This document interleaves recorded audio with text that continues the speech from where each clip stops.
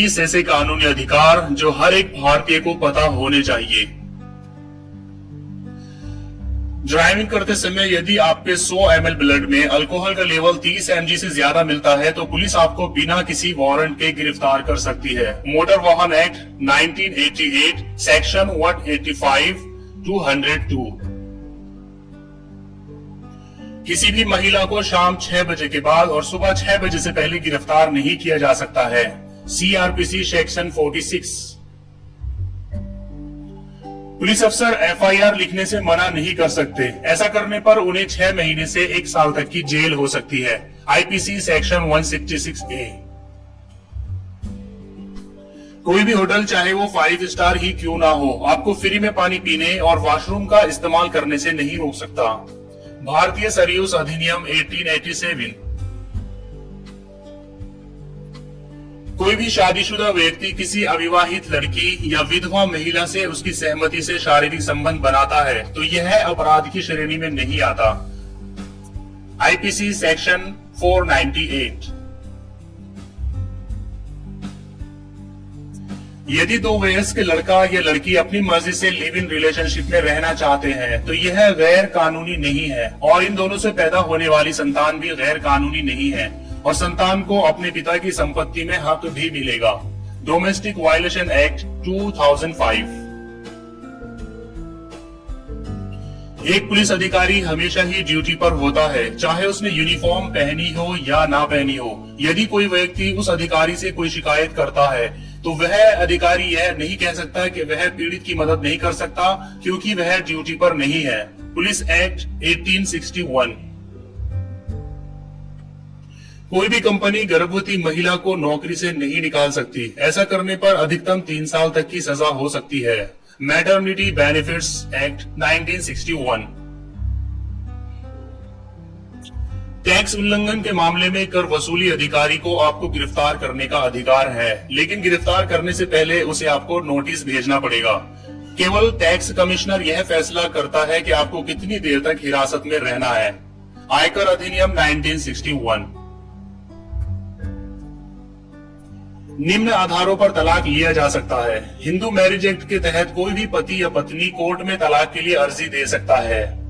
Adultery, शादी के बाहर शारीरिक रिश्ता बनाना, शारीरिक व मानसिक क्रूरता, नपुंसकता, बिना बताए छोड़कर चले जाना, हिंदू धर्म छोड़कर कोई और धर्म अपना लेना, पागल हो जाना या किसी ऐसी बीमारी का हो जाना जो लाइलाज हो जैसे कोढ़, संन्यास ले लेना या 7 साल तक कोई अता पता न होने के आधार पर तलाक की अर्जी दाखिल की जा सकती है। Hindu marriage act 1955 section 13। Motor वाहन अधिनियम की धारा 129 में वाहन चालकों को हेलमेट लगाने का प्रावधान है। मोटर वाहन अधिनियम की धारा 128 में बाइक पर 2 व्यक्तियों को बैठने का प्रावधान है, लेकिन ट्रैफिक पुलिस के द्वारा गाड़ी या मोटरसाइकिल से चाबी निकालना बिल्कुल ही गैर कानूनी है। इसके लिए आप चाहे तो उस कांस्टेबल या अधिकारी के खिलाफ कानूनी कार्यवाही भी कर सकते हैं। मोटर वाहन अधिनियम। केवल महिला पुलिसकर्मी ही महिलाओं को गिरफ्तार कर थाने ला सकती है। पुरुष पुलिसकर्मियों को महिलाओं को गिरफ्तार करने का अधिकार नहीं है। इतना ही नहीं, महिलाएं शाम के 6 बजे से सुबह के 6 बजे के बीच पुलिस स्टेशन जाने से मना कर सकती है। एक गंभीर अपराध के मामले में मजिस्ट्रेट से लिखित आदेश प्राप्त होने पर ही एक पुरुष पुलिसकर्मी किसी महिला को गिरफ्तार कर सकता है। CRPC 1973।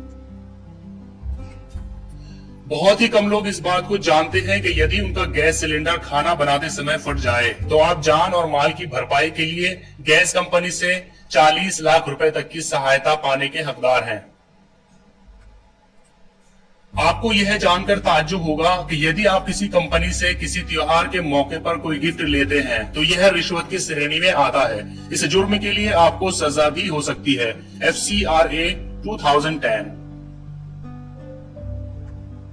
यदि आपका किसी दिन चालान बिना हेलमेट के या किसी अन्य कारण से काट दिया जाता है तो फिर दोबारा उसी अपराध के लिए आपका चालान नहीं काटा जा सकता। मोटर वाहन संशोधन विधेयक 2016। कोई भी दुकानदार किसी प्रोडक्ट के लिए उस पर अंकित अधिकतम खुदरा मूल्य से अधिक रुपए की मांग नहीं कर सकता, परंतु उपभोक्ता अधिकतम खुदरा मूल्य से कम पर उत्पाद खरीदने के लिए दुकानदार से भावतोल कर सकता है। अधिकतम खुदरा मूल्य अधिनियम 2014।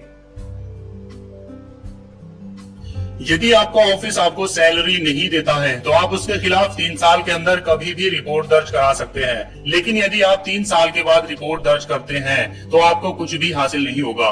परिसीमा अधिनियम 1963। यदि आप सार्वजनिक जगहों पर अश्लील गतिविधि में लुप्त पाए जाते हैं तो आपको 3 महीने तक की कैद भी हो सकती है। परंतु अश्लील गतिविधि की कोई स्पष्ट परिभाषा नहीं होने के कारण पुलिस इस कानून का दुरुपयोग करती है। IPC section 294। यदि आप हिंदू हैं और आपके पास आपका पुत्र है, पोता है या परपोता है तो आप किसी दूसरे लड़के को गोद नहीं ले सकते हैं। साथ ही गोद लेने वाले व्यक्ति और गोद लिए जाने वाले बच्चे के बीच कम से कम 21 वर्ष का अंतर होना जरूरी है। The Hindu adoption and maintenance act 1956। यदि आप दिल्ली में रह रहे हैं तो आपका मकान मालिक आपको बिना नोटिस दिए जबरन मकान खाली नहीं करा सकता। दिल्ली किराया नियंत्रण अधिनियम 1958 सेक्शन 14।